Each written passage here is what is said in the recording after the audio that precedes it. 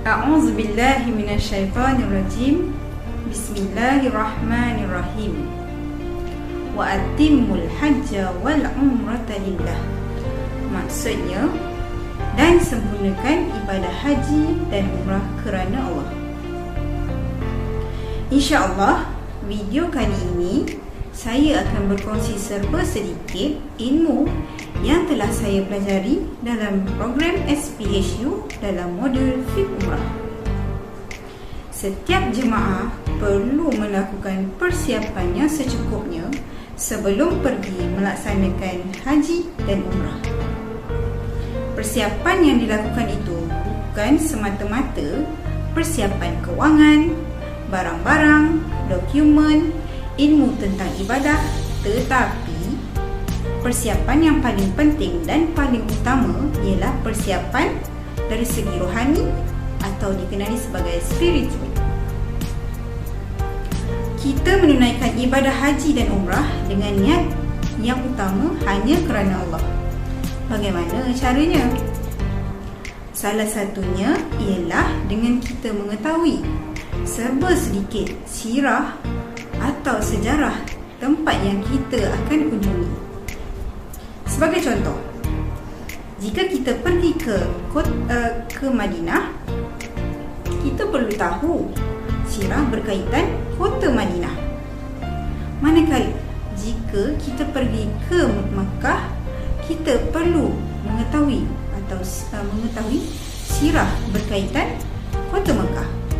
Barulah kita dapat mengetahui atau menjiwai ibadah ini.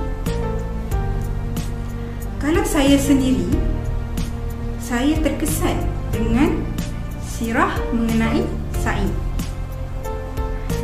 Sa'i menceritakan bukti pengorbanan 3 beranak, iaitu Nabi Ibrahim, Siti Hajar dan anaknya Nabi Ismail.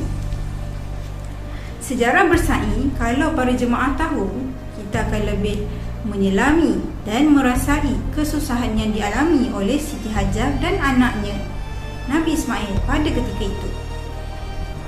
Sebagai seorang Nabi, Nabi Ibrahim dan keluarganya tidak terkecuali daripada ujian Allah. Baginda terpaksa meninggalkan isterinya, iaitu Siti Hajar, dan anaknya Nabi Ismail yang baru dilahirkan di sebuah kawasan lembah yang tandus, yang tak ada apa-apa, tak ada manusia dan tak ada makanan. Maka kisah Sa'i pun bermula ketika mana anaknya Nabi Ismail yang masih kecil menangis meraung kehausan kerana ketiadaan air. Siti Hajar berusaha bersungguh-sungguh mencari sumber air dengan berulang-alik daripada Bukit Safa ke Bukit Marwah demi mencari sumber air untuk anaknya. Selesai Siti Hajar berulang-alik sebanyak 7 kali, akhirnya Malaikat Jibril memecahkan batu berhampiran kaki Nabi Ismail dan terpancarlah mata air yang dikenali sebagai air Zamzam.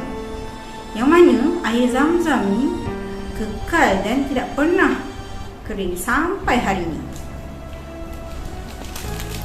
Melalui peristiwa ini, kita dapat merasai kesusahan dan pengorbanan yang dilakukan oleh Siti Hajar kepada anaknya Nabi Ismail.